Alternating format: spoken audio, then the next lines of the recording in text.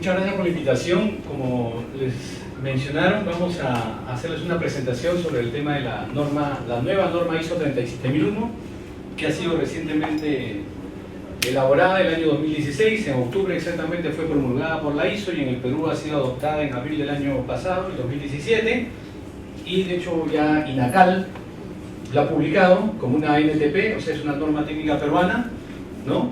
37.000 en la versión 2017. Para que no se confundan, la norma ISO dice 37.001-2016, es exactamente la misma, ¿sí? Lo que pasa es que uno es en el momento en que se adopta en el Perú INACAL le puso 2017, pero la norma ISO a nivel mundial fue publicada en el año 2016.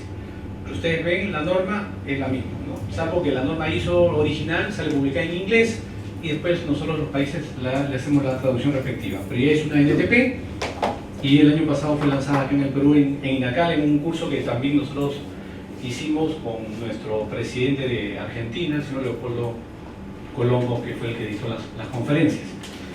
Voy a intentar contarles un poquito, ¿no?, en este tiempo que tenemos sobre la norma ISO. Igual cualquier duda que tienen, o sea, me pueden interrumpir para que sea algo más dinámico.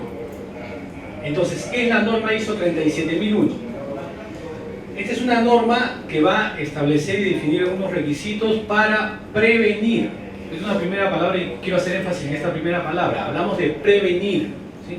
En general los sistemas de gestión son sistemas de prevención. Es decir, yo puedo tener un sistema de medio ambiente, no sé si han escuchado a lo mejor la ISO 14000, es un sistema que nos va a ayudar a prevenir que exista alguna contaminación ambiental. Pero eso no nos quita, no nos exime de que por ahí alguna persona en algún momento quizás existe una emanación, un efluente, se malogra una cañería, algo sale y contamine. Por eso que hablamos de sistema de prevención. Exactamente lo mismo en el sistema de calidad. Tenemos un sistema de gestión de calidad como la ISO 9000 que va a prevenir si hay algún problema con nuestros sistemas, con nuestros productos o nuestros servicios. Pero también no nos exime que por ahí algún producto salga malo, como alguna vez nos puede haber tocado en algún producto que hemos comprado y hemos tenido que devolverlo, ¿no? Lo mismo, en este también es lo mismo, es un sistema de gestión antisoborno que previene el soborno. O sea, se toman un montón de acciones para evitar que esto suceda. Eso tampoco no nos va a garantizar de que nunca va a haber un soborno en la organización. Puede que exista. Lo que pasa es que vamos a ver más adelante que el sistema tiene un mecanismo, digamos, en la secuencia de mejora continua que nos va a permitir corregir, ¿no? Identificar y corregir el problema. Lo mismo pasa en los temas de calidad. Salió un producto malo, yo tengo un mecanismo por el cual identifico la causa raíz, como nosotros le llamamos, corregimos y tomamos las acciones para que eso no se vuelva a repetir. Entonces son sistemas de prevención. En general, todos los sistemas de gestión que han escuchado de la ISO 9000, que es calidad, 14000 que es medio ambiente, 18000 seguridad y salud ocupacional o 37000 antisoborno, son sistemas de prevención. ¿Ya? Entonces son diseñados, como dice acá, para ayudar a la organización a implementar, mantener, establecer, crear un sistema de gestión antisoborno. Son una serie de medidas, controles que la norma recomienda, ¿sí? Porque la norma lo que nos hace, nos va dando recomendaciones. La organización debe hacer tal cosa. Por eso que nosotros siempre hablamos que los sistemas de gestión son sistemas prescriptivos, que te dicen qué tienes que hacer, pero no cómo tienes que hacerlo. El cómo lo va a definir la misma organización, ustedes, porque ustedes, así igual que cada entidad, son entidades sui generis, son entidades particulares. Entonces cada entidad, dependiendo de sus propias necesidades, dependiendo de las necesidades de todas sus partes interesadas, va a definir cómo va a ser tal o cual requisito de la norma. Entonces, en este caso particular, esta norma, a diferencia de otras normas, un poco por la complejidad, contiene un anexo. Y ese anexo lo que tiene son como unas recomendaciones de cómo debemos implementar algunos requisitos. No todos, ojo. En algún requisito ustedes van a ver y va a decir, ver el anexo, el punto A, punto 6. Ahí es donde hay una referencia. En general la norma tiene más o menos 40 páginas y el anexo tiene otras 30 páginas más o menos, que son como una pequeña explicación. Es un caso particular en esta norma, no se den todas las normas. Ustedes van a ver la norma 9000, 14000, no tienen esa característica. ¿Qué más tenemos? Entonces, ¿cómo se pueden integrar estos requisitos si existe algo en la organización? No sé si en el caso de ustedes ¿Ya tienen implementada alguna norma a lo mejor en algún área? ¿Tienen la norma 9000? ¿No? ¿La 14000? La 9001, la versión 2015, versión 2008, 2008, ya. La ISO 9000, la ISO en general, el sistema ISO, hace unos años se dio cuenta que estaba generando muchas normas, ¿no?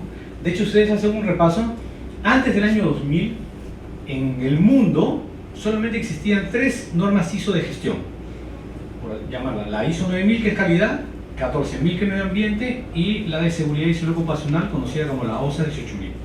Eran las 3 únicas normas de gestión que existían en todo el mundo antes del año 2000. A partir del año 2000 hubo un boom de normas. El día de hoy tenemos cerca de 30 normas de gestión. Tenemos normas de gestión, por ejemplo, de seguridad vial. Tenemos el tema de la eficiencia energética. Estamos haciendo normas de seguridad alimentaria, de seguridad de la información. Y así, tenemos 30 normas. ¿Cuál es la característica que tiene la ISO cuando elabora las normas? La ISO cuando elabora una norma lo que hace es formar un comité. Y ese comité se encarga de elaborar una norma. El problema era que cada comité elaboraba la norma según su mejor parecer. Entonces cada norma tenía, pues una norma tenía 4 puntos, ¿no? 4 capítulos, otra tenía 8, otra tenía 7 y así. Cada uno lo hacía según su mejor parecer. Entonces, ustedes recordarán, a lo mejor los que han visto las normas ISO, tenían como unas tablas de equivalencia, ¿no? Decía, la norma ISO 9000, de los capítulos, es equivalente a estos capítulos de la 14000, a esto, ustedes habían que estar mirando. El año 2013 más o menos la ISO dijo, esto es un despelote, vamos a ordenarlo. O sea, vamos a hacer como quien dice, una norma ISO para hacer normas ISO, ¿no? En pocas palabras, más o menos. Entonces creó lo que se le llama la estructura común de las normas ISO. Entonces, de ahora en adelante, todas las normas ISO tienen 10 capítulos. Todas tienen 10 capítulos. Y es más, los capítulos y los subcapítulos también ya tienen su título y tienen parte del contenido que es más o menos estándar. Por eso el día de hoy podemos decir que si yo tengo una norma ISO 9001, versión 2015, puedo decir con un cierto grado de certeza que ya tengo adelantado casi un 30% de otra norma ISO, por ejemplo 14000 versión 2015. ¿Por qué? Porque tiene la estructura común y muchas cosas se repiten, ¿no? ¿Sí? Entonces ya existe esa facilidad. Entonces acá nos referimos a eso, que si nosotros ya tenemos la ISO 9001, la versión 2015 o la 14001, versión 2015, tenemos adelantado parte de lo que sería el sistema de gestión antisoborno 37001, porque esta norma también tiene la estructura común. Ahora, acá yo no podría hablar realmente de un 30%, diría un poquito menos. ¿Por qué? Porque esta norma antisoborno tiene algunas características y unas peculiaridades que la hace diferente a otras normas, y eso es un poco lo que les voy a contar un poquito más adelante. Bueno, ¿qué persigue la norma 37000? Básicamente combatir cualquiera de las situaciones del soborno. Ojo, esta es una norma antisoborno, no algunos dicen es anticorrupción, no. Este es el soborno, que es como, diríamos, el soborno es el inicio de lo que se puede devenir en corrupción, ¿no? Es como el primer paso. Entonces, pues acá estamos hablando de una norma antisoborno, ya sea que la organización va a ser sobornada o la organización pueda sobornar, ¿no? So, hemos visto acá casos de empresas, grandes empresas que han sobornado, ¿no? Entonces va para ambos lados, porque la responsabilidad realmente va por las dos partes, porque para un soborno son las dos partes, la persona que soborna y la persona que se deja sobornar. Entonces en ambos lados se da este tema. En este caso particular, la norma no hay una definición específica de lo que es el soborno. ¿Por qué? Porque cada país va a determinar realmente qué es lo que es un soborno.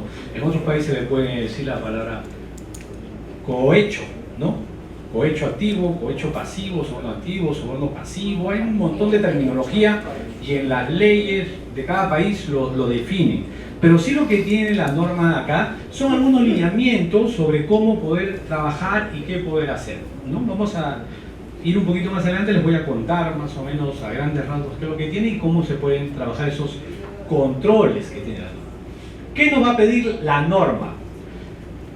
Les voy a contar un poco algunos de los principales requisitos, porque las normas que son en sí son un conjunto de requisitos, ¿sí? Y lo que nosotros tenemos que hacer es cumplir esos requisitos. Por eso que cuando nosotros estamos hablando de un proceso de una auditoría en temas de calidad o un sistema de gestión, siempre hablamos que es un sistema de cumplimiento, ¿sí? porque nosotros tenemos los requisitos que la norma nos manda, donde nos dice qué es lo que debemos hacer, acuérdense, no nos dice cómo lo vamos a hacer, nos dice el qué debemos hacer, el cómo lo ponemos nosotros. Viene acá una persona y va a ver si efectivamente lo estás haciendo o no lo estás haciendo y estás cumpliendo con el requisito que la norma te está mandando. Entonces, algunos de los requisitos que la norma nos pide en este caso son, por ejemplo, implementar una política y objetivos antisoborno. Este primer punto lo quiero destacar bien porque, por ejemplo, ustedes en calidad tienen una política de calidad, me imagino, ¿no? ¿Sí? Y la política de calidad, me imagino que tienen que haber hecho a lo mejor como una pequeña sensibilización, les explicaron más o menos en qué consistía, ¿no? La política de calidad, y la gente más o menos como que la tiene que aprender más de memoria, más o menos, no de memoria, pero sí tener una idea de qué trata. Y por ahí lo hemos publicado en algunos sitios visibles para que la gente lo pueda ver. Una primera diferencia sustancial con el sistema antisoborno es que el sistema antisoborno primero tiene que decir de manera expresa, claramente, que en esta organización está prohibido cualquier acto de soborno. Tiene que decirlo claramente, o sea, tiene que ponerlo así. En esta organización se prohíbe el soborno. Segundo tema, todos los trabajadores van a recibir la política y tienen que firmar un compromiso que han recibido la política antisoborno y que la conocen y que la entienden, ¿sí? Porque muchas veces yo podría haber publicado, sí, yo vi una política, pero la verdad que no la entendí, ni la leí, ni sé qué trata. No. Acá hay un compromiso que va un poquito más allá de los compromisos que van en los sistemas tradicionales como la 9 o la 14 o la 18. Acá tenemos que firmar este compromiso que nosotros conocemos, entendemos y estamos dando cuenta de que efectivamente sí conocemos esta norma. Luego también se definen objetivos de manera similar como en la ISO 9000.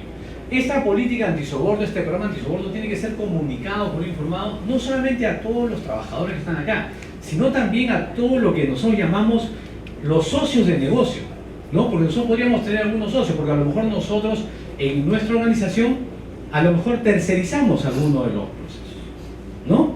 Y esos que tercerizamos, esos procesos son como socios de nosotros. Si ese socio de negocio en algún momento hace algo indebido, porque comienza a cobrar algo, ¿no?, que no debe, nos va a afectar a nosotros, porque él está actuando a lo mejor bajo nuestro paraguas. ¿Se dan cuenta?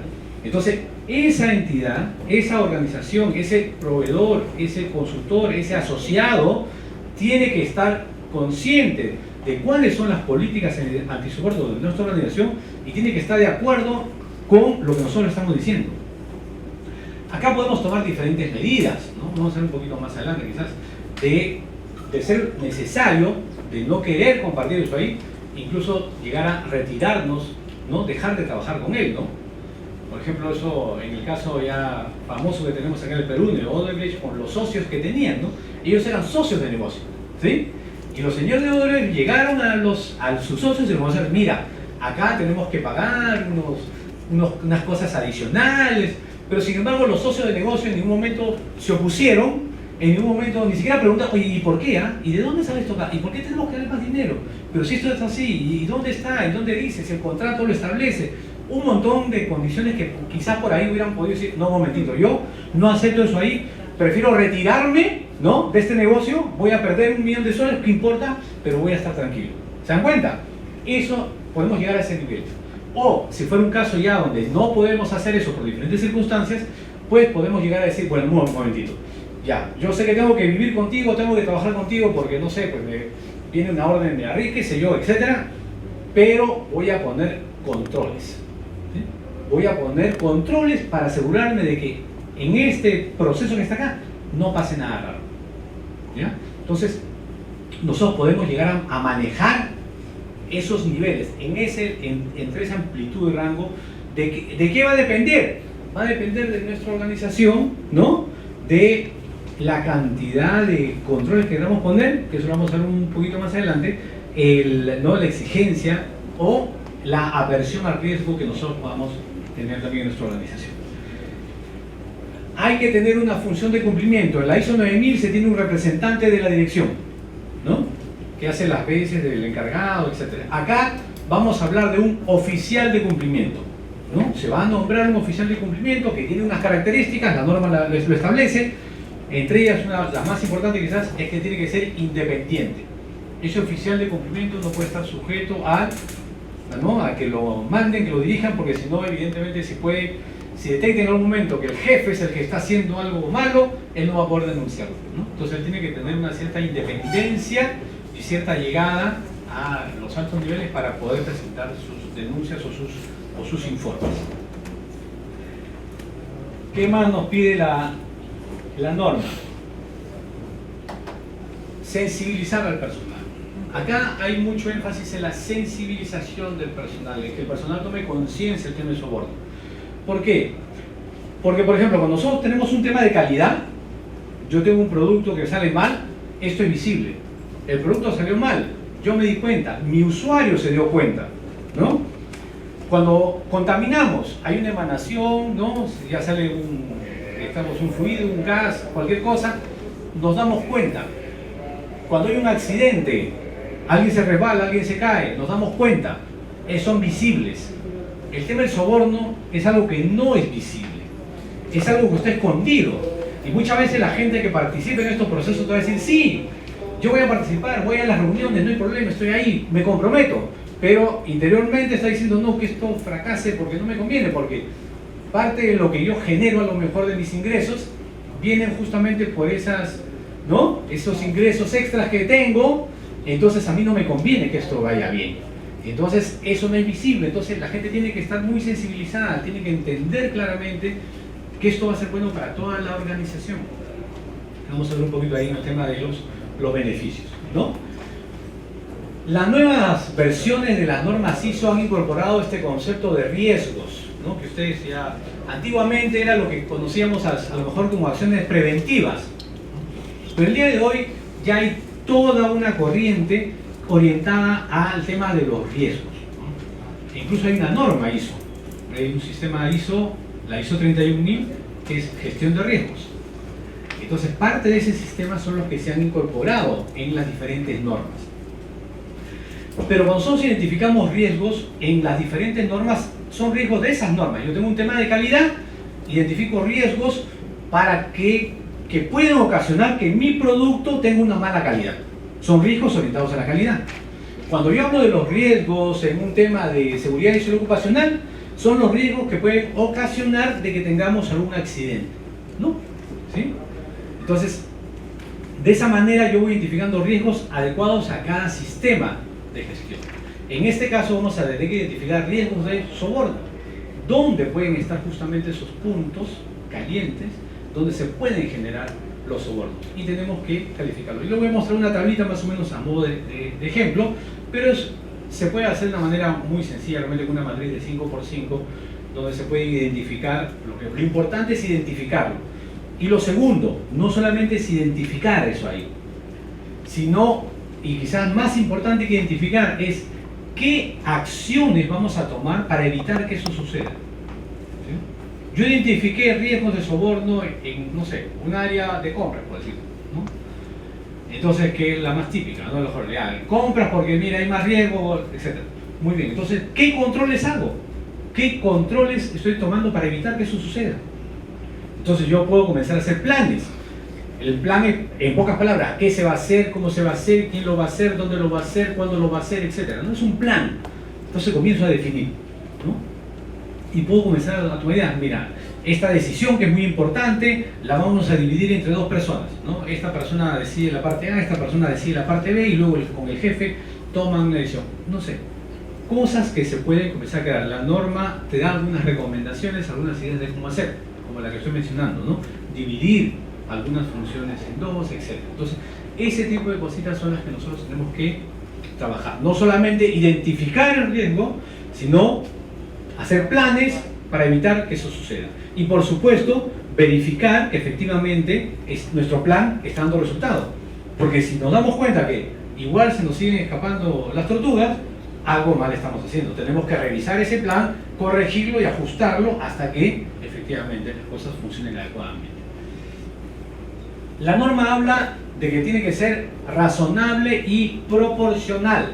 Es un poco lo que yo les comentaba hace un momento, es decir, nosotros tenemos que crear un sistema antisoborno, de tal manera que nos permita manejar la organización, razonable y proporcional, que no sea tan estricto, ¿no?, que evite que la organización se mueva, porque yo hasta para comprar un lapicero pues tengo que pedir autorización al gerente de logística. Entonces todo se paraliza en la organización, ¿no?, porque todo tiene que sacar la firma, todo tiene que tener las tres. No, hay cosas que sí pueden continuar con su proceso. Lo que hay que determinar por eso es la organización razonable y proporcional, pero tampoco puede ser un sistema tan laxo que todo se nos escape. ¿Dónde se termina eso ahí? La organización. ¿Por qué? Porque la organización, los directivos, los jefes tienen una animación al riesgo. Entonces la organización tiene que saber ese punto medio. ¿En qué momento esto yo lo voy a dejar? ¿Hasta qué punto es el control que yo quiero poner? ¿No? Es como cuando nosotros a veces, digamos, tenemos a un sobrino joven, 20 años, y de pronto le dan 10.000 soles e invierte. El chico a lo mejor agarra el dinero y dice, voy a la playa, voy a alquilar un kiosco, una cevichería, qué sé yo, y invierte su dinero alegremente, sin ningún problema. Pero resulta que los 10.000 soles los tiene el abuelito. Y al abuelito tú le dices, mira, con esos 10.000 soles, abuelito, vamos a la playa, vamos a alquilar un kiosco, vamos a comenzar a vender ceviche, vamos a ganar plata. El abuelito jamás te va a decir no, te va a decir mejor no, ni hablar. Yo mejor mi platita la guardo en el banco, y no en cualquier banco, sino en los bancos más antiguos, no el de crédito, el continental, porque esa es mi seguridad.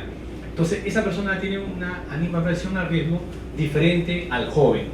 En las organizaciones va a pasar exactamente lo mismo. Hay organizaciones que van a tener mucha aversión al riesgo y van a tener muchos controles, y otras que no. Lo importante es encontrar, como les digo, un punto medio, razonable y proporcional. Eso es lo que tenemos que usar, razonable y proporcional. Y bueno, como hemos dicho, que el personal cumpla esta política antisoborno, ¿no? O sea, hay que concientizarlos, instruirlos, y ellos tienen que conocer y tienen que estar manejados de esa manera.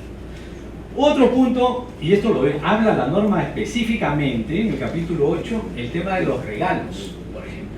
¿Sí? Entonces acá hay que hacer a lo mejor un procedimiento. ¿Cómo lo determinan ustedes? Depende de la organización. Se puede recibir regalos, sí, todo, pero regalos hasta, no sé, $10, 50 soles, lo que ustedes definan. O no, no se puede recibir regalos. O sí, sí se puede recibir regalos, pero vamos a hacer un registro. ¿Sí? Y ese registro lo vamos a publicar en la página web. ¿Se dan cuenta? Entonces todo con la idea de hacerlo más transparente. ¿Ya? Eso es lo que queremos hacer, eso es lo que van a hacer estos sistemas. Esto que les he mencionado son algunas recomendaciones que nos da el anexo en la norma. ¿Ya? Hay otras recomendaciones, pero también la propia organización, o a lo mejor acá en el Perú ya hay un decreto, hay un reglamento, hay algo que ya te dice algo sobre los regalos. Entonces es cuestión de adecuarlo y cumplirlo. ¿Sí? La Contraloría a lo mejor ya tiene algo al respecto. Se dan cuenta más con esto, porque por ejemplo, yo he visto que se han sacado un tema de los que quieren como testigos en el tema de los del soborno, también han sacado un decreto, ¿no? Pero en el tema de regalos no he visto realmente. Pero bueno, luego controles para la financiación, adquisiciones, aspectos comerciales, etc. Ahí también hay que tener un procedimiento. ¿Cómo vamos a asegurar de que por ahí no nos vaya a hacer? Y eso tiene que ver con ¿qué? Con los controles que hemos mencionado. ¿Se dan cuenta? Entonces todo esto está relacionado. Implementar procedimiento de reporte para las denuncias. Las denuncias es un tema bastante delicado y está relacionado con el punto que va a seguir a continuación. Denuncias tiene que ver también con la investigación y tratar de forma apropiada cualquier soborno evidente o que se sospecha. Entonces, yo puedo denunciar, ¿no? Hay que crear mecanismos para que la gente también pueda denunciar de manera tranquila sin tener temor a represalias, ¿no? Porque a lo mejor yo a la persona que voy a denunciar es a mi jefe y de pronto mi jefe se entera que yo hice denuncia y entonces, no sé, pues me manda a la congeladora, me corta la cabeza, me manda a la Siberia, qué sé yo, ¿no? Entonces eso es delicado, por eso en ese sentido yo sí he visto un decreto del gobierno de Perú sobre para que las personas puedan emitir denuncias, hay un decreto. Pero a continuación viene la siguiente parte que es también súper importante, es cómo investigo. Yo tengo que investigar de manera adecuada, ¿sí? Yo puedo recibir una denuncia que a lo mejor puede ser hecho incluso hasta con mala intención, ¿no? De alguna persona que le tengo ojeriza, y como son denuncias anónimas, yo puedo poner esa denuncia y decir, mira, el señor está haciendo tal cosa, ¿no? Entonces yo a priori no voy a venir de frente a ponerle sanciones, tengo que hacer una investigación, pero una debida investigación, tengo que el debido proceso, el debido procedimiento para investigar en este caso.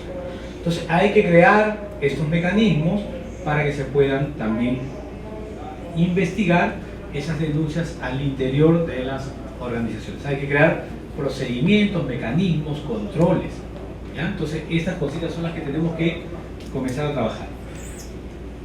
Otra de las diferencias grandes que tenemos nosotros con los otros sistemas de gestión es que los sistemas de gestión tradicionales tienen, por ejemplo, un proceso de auditoría interna. Acá también tenemos un proceso de auditoría interna, pero lo que tenemos son revisiones de la dirección. Los sistemas ISO 14, 9, 18 tienen solamente auditoría y revisión por la dirección, punto.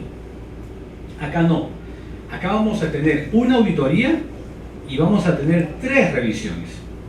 Lo va a revisar el oficial de cumplimiento, lo va a revisar lo que serían los órganos de gobierno, el consejo directivo, digamos, y lo va a revisar también la alta dirección. Entonces son 3 revisiones las que se manejan en este caso. Esa es por ejemplo, una gran diferencia con relación a las otras normas. Las otras normas solamente te hablan de una auditoría y una revisión. Acá no, es una auditoría y 3 revisiones, ¿ya? Entonces es mucho más estricto, igual que en el tema de los controles. ¿En qué nos beneficia esto acá? Bueno, un primer beneficio que la organización puede tener es hacer precisamente como una especie de benchmarking, ¿no? Nosotros podemos comparar cómo están esos sistemas con relación a otros, ¿no? Entonces, a lo mejor en un ranking, en un índice que podría haber de las entidades con mayores problemas, a lo mejor si nosotros tenemos un sistema adecuado, podemos salir pues en una buena posición, porque nuestra organización se trabaja bajo un sistema de gestión de soborno que previene de alguna manera, ¿no?, los sobornos en nuestra organización. Pero también es importante, y en este caso ya va para los directivos, socios, ¿no?, que están tomando medidas y estamos tomando las previsiones, estamos tomando, ¿no?, los controles para evitar que esto suceda.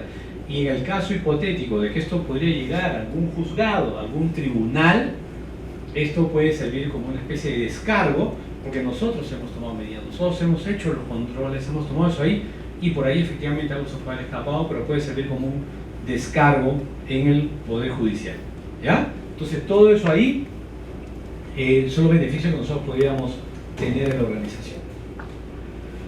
¿Puede la organización certificar? Sí.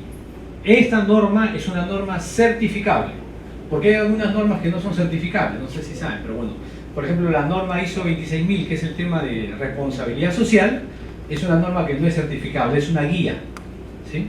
¿Ya? Las normas normalmente estas que son certificables, cuando ustedes ven la norma, se van a dar cuenta porque la norma dice la organización debe hacer tal cosa. Es como mandatorio, entonces debe, esa es una norma certificable, porque dice que lo que debes hacer, ¿ya? Entonces, esta norma es una norma certificable. Acá, yo, básicamente lo que les quiero recomendar, es un consejo, esta es una norma que se certifica igual por una tercera parte, ¿no? Se llaman tercera parte las entidades certificadoras, ¿sí? Se conoce tercera parte, ¿por qué? Porque cuando hablamos nosotros de una certificación de primera parte, es una certificación que nos haríamos nosotros mismos. Nosotros nos hacemos la certificación, se llama de primera parte. Si algún cliente nuestro, por así llamarlo, fuéramos una empresa, ¿no?, de otra índole, algún cliente nos hace la auditoría, eso se llama una auditoría de segunda parte. Cuando es una auditoría independiente externa, que no es ni de nosotros ni del cliente, se conoce como una auditoría de tercera parte, ¿ya? Por eso que hablamos de auditoría de tercera parte, que son las entidades certificadoras. Aquí hay que tener mucho cuidado.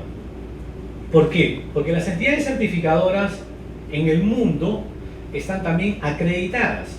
Acreditadas normalmente ante entidades que a su vez son también reconocidas, ¿no? Por ejemplo, una de las más reconocidas es ICUNET, otra es ANSIRAP, ¿no? Son entidades de certificación reconocidas a nivel mundial.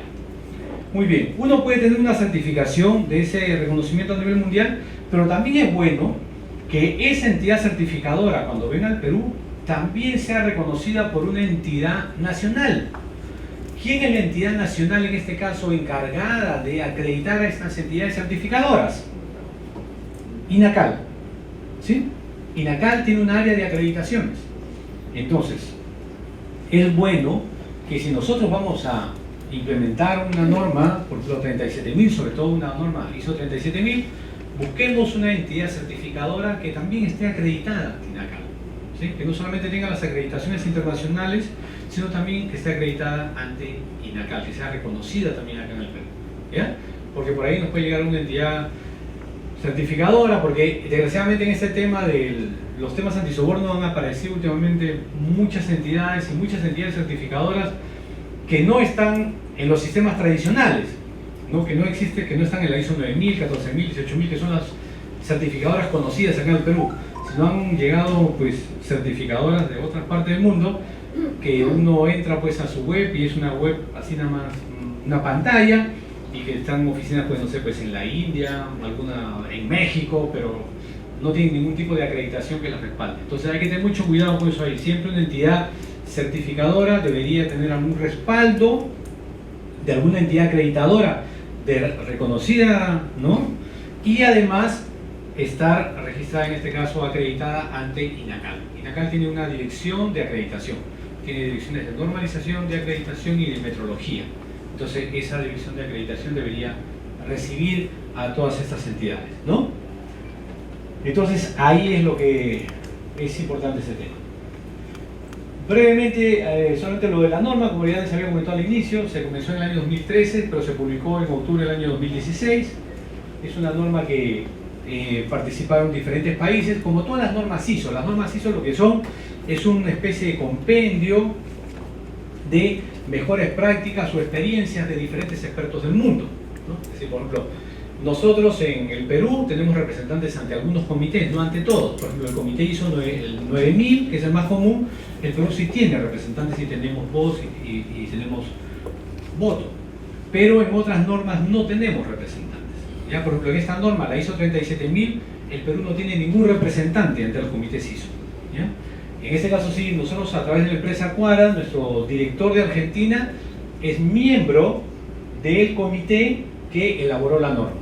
¿Sí? Entonces por eso que cuando él fue invitado justamente por INACAL acá al Perú para dar las charlas sobre esta norma cuando se lanzó la norma en abril del año pasado, ¿no? Porque él uno de los pocos sudamericanos que había participado en ese comité que elaboró la norma, por lo tanto tenía bastante conocimiento acerca de cómo se había hecho y sobre todo temas importantes como cuál es el espíritu de la norma, porque a veces uno lee un requisito de la norma y dice, pero ¿qué quiere decir esto acá? ¿No? ¿Qué debe hacer estas cosas? ¿Pero qué quiere decir? Entonces, uno en estos casos, pues yo en este caso que tengo la suerte de trabajar con Leopoldo, le pregunto, le digo, Leopoldo, pero acá ¿cuál era el tema? ¿No? ¿Cuál fue la discusión? ¿Qué trataba? Entonces él te explica, ¿no? Acá la discusión era este tema y eso. Porque tengan en cuenta que la norma se hace en inglés. Entonces, del inglés cuando se traduce al español se pierde porque no exactamente las palabras coinciden. ¿Sí? Hay una palabra en inglés que significan dos palabras en español. O a veces hay dos palabras en inglés que significan una palabra en español. Entonces hay ese tipo de sutilezas a veces que parecen triviales, digamos, a la hora que uno está trabajando con la norma, te surgen esas dudas, ¿no? ¿Qué quiere decir? Entonces hay que estar interpretándolas. ¿Cómo se puede certificar esta norma? Esta norma nosotros la podemos trabajar en etapas, ¿sí?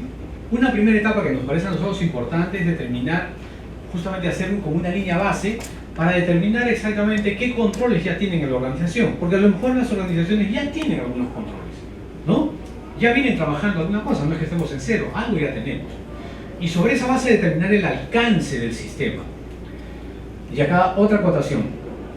Algunas normas ISO permiten que el alcance sea parcial. Otras normas nos exigen que el alcance sea a toda la organización, ¿sí? Por ejemplo, la norma ISO 9000 es una norma que te permite a ti certificar parte de la organización, ¿sí? Yo tengo acá diferentes procesos, pero quiero atender un proceso crítico, ¿no? El proceso de hospitalización, el proceso de cirugía, no sé. Entonces, como ese proceso es el más crítico y yo estoy, ¿no?, inmerso en la mejora de mi servicio de hospitalización porque al director le interesa mucho este tema, certificamos ese proceso de hospitalización, por ejemplo. ¿Se dan cuenta? Y los dos procesos los dejo, pero los voy trabajando mientras tanto, seguro, para futuras. En cambio, una norma como la ISO 14000 o la ISO 18 o la OSA 18000, que es la futura ISO 45000, son normas que sí se te obligan a certificar toda la organización.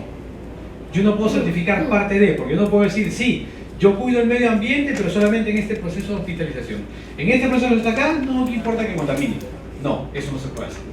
O los trabajadores, la seguridad. Si acá estos señores, acá no, sí me interesa que no se resbalen, que no se caigan, que no, que el tema de las luces, que los asientos, no, la ergonomía, acá sí me interesa. Pero estos señores, no, ellos no me interesa.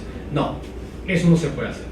Entonces, hay normas que yo puedo parte y otras que sí tengo que obligadamente hacerlo todo. La norma ISO 37000 es una norma que sí se puede hacer parte de la organización.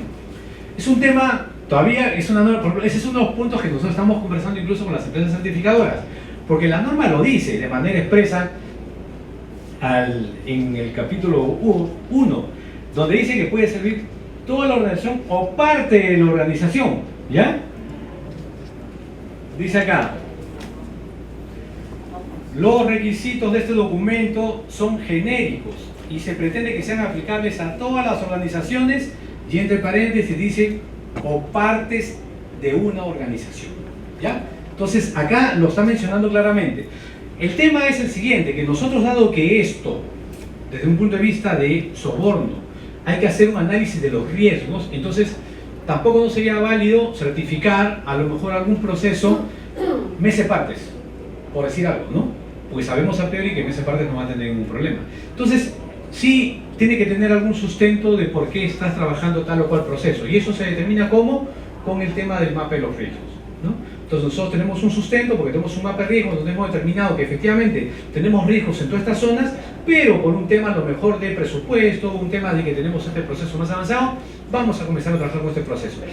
Priorizamos un poco los procesos, ¿se dan cuenta? Porque no necesariamente vamos a comenzar con todo. Entonces, eso se puede hacer. La norma lo permite, lo dice expresamente. Y eso es un poco lo que hablábamos con las organizaciones, las certificadoras, ¿no? Porque hay dos en este momento en el Perú que yo conozco que sí van a certificar esta norma, porque no todas quieren certificarlo. Hay un cierto temor que tienen algunas organizaciones, algunas certificadoras, pero hay dos que sí lo van a hacer, que son la empresa PAS y AENOR. Son las dos empresas con las que sí hemos conversado y que sí nos han mencionado que ellos van a hacer las certificaciones. Entonces ahí se puede hacer parte de la organización. Entonces ahí esa primera, por eso que ese primer punto es importante, definir claramente cómo están y el alcance. El alcance es qué es lo que vamos a certificar. ¿Se dan cuenta? Por eso que lo ponemos como una primera etapa. ¿Por qué? Porque dependiendo de esta primera etapa, dependiendo de qué es lo que queremos certificar, el alcance, vamos a diseñar e implementar el sistema. Yo a priori no podría decir, ya, toda la organización. No, porque a lo mejor cuando comienzo a trabajar la primera etapa del alcance me doy cuenta que no, todo es demasiado. Mira, aparte que este proceso, ¿no? La priorización y eso es lo que tenemos que en este momento, comenzamos por acá. Y listo. ¿Ok? Entonces, por eso que llamamos a esto una segunda etapa, que es en sí la implementación del sistema de gestión antisoborno. La tercera ya es simplemente la evaluación y las auditorías y las revisiones que ya hemos mencionado. Y la última sería la certificación. ¿Ya? Acá hay una información, ¿no? De qué es lo que sería en cada una de esas etapas. No lo voy a leer en este momento, pero... y estos son los 10 capítulos. Les voy a contar algo sobre los capítulos muy brevemente nada más. No sé si todos tienen alguna formación en calidad, pero igual uno de los fundamentos de los sistemas de gestión en estas épocas es el famoso ciclo PHBA, o también conocido como el ciclo de Deming, ¿no? El ciclo de la mejora continua. O sea, tiene diferentes normas, ¿no? El PHBA o el PDCA, también por el inglés, ¿no? Plan, Do, Check, Act, es lo mismo. Todo eso es exactamente lo mismo. El día de hoy, con la nueva estructura común, todas las normas siguen esta secuencia, PHBA. Entonces, nosotros vamos a ver que los capítulos de la norma, como les he mencionado, todos ahora son 10 capítulos, ¿ya? Los capítulos 1, 2 y 3 son meramente informativos, son solamente referenciales. De hecho, en la norma, esos 3 capítulos están en una hoja, nada más, ¿sí? Comenzando la norma, habla de los capítulos 1, 2 y 3, y ahí se acabó todo lo que es el capítulo 1, 2 y 3. No tiene más información, ¿ya? Luego viene el capítulo, a partir del capítulo 4 es donde están los requisitos. Acuérdense lo que les mencioné, esta es una norma que es certificable. Por lo tanto, como es certificable, tiene requisitos. Los requisitos son lo que nos dice lo que debemos hacer, ¿no? La organización debe hacer esto, la organización debe hacer tal cosa. Esos son los requisitos. Eso es lo que es certificable. A partir del capítulo 4 comienza eso ahí. Entonces, la secuencia PHBA, en este caso, es capítulo 4, capítulo 5, capítulo 6, incluso diría yo parte del capítulo 7, tiene que ver con la planificación. Ahí está la planificación, ¿ya? El capítulo 7 parte, que son los recursos, con el capítulo 8, que es la operación en sí, es el tema de hacer. Ahí está cómo se hace, justamente, cómo se mantiene el sistema. En el capítulo 9, tiene que ver con todo lo que es la mejora, ¿no? Lo que llamamos el SMED, seguimiento, mejora, evaluación y análisis, es el capítulo 9, la verificación. Y el capítulo 10 es lo que tiene que ver justamente con las no conformidades o tratamiento de las no conformidades, etc., ¿no? Entonces, de esa manera, la norma, el día de hoy, las normas ISO están perfectamente encajadas con el ciclo PHBA. Si ustedes, algunos que recordarán en la norma ISO 9000, este ciclo PHBA no encajaba exactamente con los capítulos, ¿no? Teníamos ahí unas cosas medio raras porque el último capítulo eran dos, ¿no? El último capítulo 8 cubría parte del verificar y parte del actuar para mejorar. Acá no, acá están claramente separados, claramente identificados, ¿ya? Entonces sí, una secuencia PHBA. Brevemente, acá nosotros tenemos ya identificado más o menos las tareas que es lo que hay que hacer.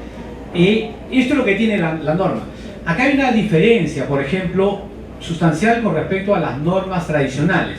Las normas tradicionales, en 9000, 14000, 45, etc., te habla que tú tienes que identificar el 4.1, que es la organización, más el 4.2, las partes interesadas, para poder determinar el 4.3, que es el alcance, ¿sí? Y habla también después del sistema de gestión antisoborno. Estos cuatro son comunes en todas las normas, ¿no? En calidad sería el sistema de gestión de calidad, en medio ambiente sería el sistema de gestión ambiental. Pero en esta norma, como hemos visto la importancia que tienen los riesgos y de identificar justamente esos puntos calientes de la organización donde se puede generar el soborno, es que se ha incorporado el tema de los riesgos, evaluación de riesgos en este análisis de contexto. ¿Para qué? Para determinar justamente el alcance. Por eso que también le digo que es importante esa primera etapa para determinar justamente el alcance. Y como no había forma de meterlo por acá al medio, lo pusieron al final en la ISO, ¿se dan cuenta? Por eso que la norma te dice, para tú determinar el alcance, tienes que ver 4.1, 4.2 y 4.5. Suena un poco salteado, ¿no? Porque para hacer 4.3, 4.1, 4.2 y 4.5, pero como digo, no había otra forma de ponerlo, porque lo contrario, hubiéramos tenido que correr la numeración de la ISO. Y no se quería hacer, por eso que se incorporó al final. Entonces es importante determinar el alcance, 4.1, 4.2 y 4.5, determinamos el alcance de la organización, ¿sí? Los riesgos, generalmente ustedes a lo mejor han manejado unas tablas de riesgos, ¿no? O sea, también con el AMEF, ¿no? Con las matrices, acá definimos solamente qué probabilidad y qué consecuencia podemos tener, hacemos un ejercicio, multiplicamos, valoramos y comenzamos a definir qué cosa es bajo, qué cosa es medio, qué cosa es alto. La norma te dice que todo lo que es mayor a bajo tiene que tener un plan, ¿sí? Tiene que ser revisada, tiene que ser controlada. ¿Cómo determinamos esto? Ya hemos visto, esta es aversión a riesgo, depende de nosotros si yo le pongo un 3 o le pongo un 4, o si le pongo un 2 o si le pongo un 1. Eso depende de nosotros, ¿ya? Entonces, de esa manera determinamos los riesgos. Otro que hemos hablado, razonable y proporcional, que no sea ni tan simple y eficaz, que sea fácil de burlar, pero tampoco que sea tan costoso, complicado ni burocrático. Entonces, un sistema tiene que ser razonable y proporcional, ¿sí?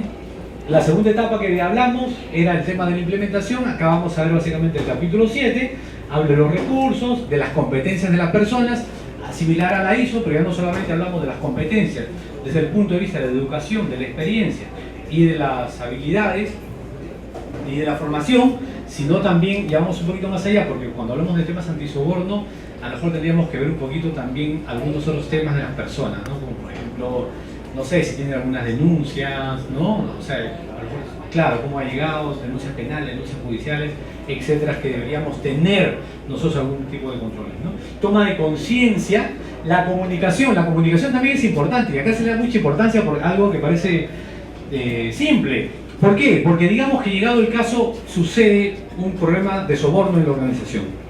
El tema es, tiene que haber un plan de comunicación. ¿Quién va a hablar? ¿Qué va a decir? No se trata que, porque la prensa va a estar afuera, entonces todo el mundo va a salir y uno quiere tener sus 5 minutos de fama y va a comenzar a despacharse. Sí, resulta que yo vi que él entonces estaba sacando justo en el momento, entonces, y se arma pues un bolondón, ¿no? Entonces hay que definir claramente cuando hay un problema, cómo se va a hacer, quién lo va a comunicar, cómo se va a comunicar, quiénes son las personas autorizadas para hablar. Todo eso tiene que estar claramente establecido, ¿ya? Y bueno, la información documentada que es similar a lo que tenemos en las otras normas. La parte de operación es mucho más larga y acá van a ver los controles financieros, por ejemplo, los compromisos que tenemos que tener la organización, los regalos. Acá hay un subcapítulo exclusivamente que te habla del tema de los regalos, de las hospitalidades, de las donaciones o beneficios similares. Entonces, por eso, la norma le da una importancia a esto acá. El manejo de los controles, y levantamiento de inquietudes, investigaciones y qué hacer frente al soborno. También. Entonces, este capítulo 8, por ejemplo, sí es un capítulo diferente a los capítulos tradicionales que tenemos en la norma ISO, como la 9 y la 14, que sí tienen una estructura relacionada con el producto o con el servicio. ¿Sí? Acá está más orientada al tema del soborno. Acá es el tema de la verificación. El capítulo 9 tiene básicamente los temas de seguimiento del SMET, le llamamos, seguimiento, medición, evaluación, análisis y evaluación. Acá la auditoría, las revisiones, las tras revisiones. ¿Se dan cuenta? Eso es básicamente. Y finalmente, el capítulo 10, que tiene que ver las acciones para tratar los riesgos y los objetivos que hemos definido. ¿Sí? Básicamente, a grandes rasgos, eso es ahí. Algunas recomendaciones que les quería comentar. ¿Sí? Yo creo que con esto ya estoy terminando. Hay que tener un compromiso de la alta dirección, es un compromiso de toda la organización con este tema. Porque como hemos mencionado, este es un tema oculto. El soborno no es algo visible, es algo oculto. Entonces tenemos que tener un compromiso muy grande desde el órgano de gobierno, no sé, en este caso la estructura que tengan ustedes cuál será, pero del más alto nivel. ¿Sí? Asegurar que esta implementación, ¿no? Se realizan a través de la estructura y que todos tengan, como quien dice, el pellejo, se la estén jugando, no estén comprometidos con el tema. Hay que armar un equipo, ¿sí? Un equipo de implementación, como se organiza para el tema de la ISO 9000 o 14000, hacer este gap análisis, ¿no? O que es la determinación de brechas, o el diagnóstico, como lo quieran llamar, evaluar bien las operaciones, la cadena de valor, determinar los riesgos a todo nivel, y ahí ver cuál va a ser el alcance que le queremos dar en esta primera etapa. El mapa de los riesgos que ya hemos mencionado, ¿no? Este mapa de los riesgos tendría que ser incluso empleados, socios, proveedores, beneficiarios, clientes, usuarios, no sé cómo le llaman ustedes, a todo nivel, ¿no? A toda la empresa tiene que estar involucrada. Comunicar así como se comunican los problemas que podamos tener, también los beneficios, ¿no? Que les hemos mencionado, ¿no? ¿Cuáles son los beneficios de trabajar en una organización que tiene un sistema de gestión anti-soborno, ¿no? Revisar el sistema, si se puede integrar el sistema anti-soborno con otros sistemas como la 9 que tienen acá o la 14, pues en buena hora se pueden integrar sin problema.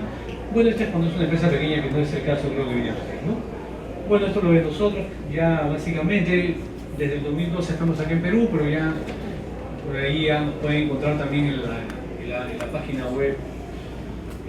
Nosotros venimos trabajando en diferentes comités ISO a nivel mundial, ¿no? En la ISO, y acá en el Perú yo soy miembro de los comités de gestión de INACAL, por eso yo trabajo mucho con ellos y recomiendo siempre que trabajemos de la mano con INACAL. INACAL es el Instituto Nacional de Calidad acá en el Perú, tenemos que apoyar, ¿no? La gestión que ellos están haciendo, yo creo que en 2 años que tienen, ¿no? Porque antes estaba en el INDECOPI, han conseguido hacer algunas cosas, nos estamos hablando un poquito más, los comités también estamos funcionando un poquito mejor, entonces yo creo que es importante tener siempre el respaldo de INACAL, ¿ya?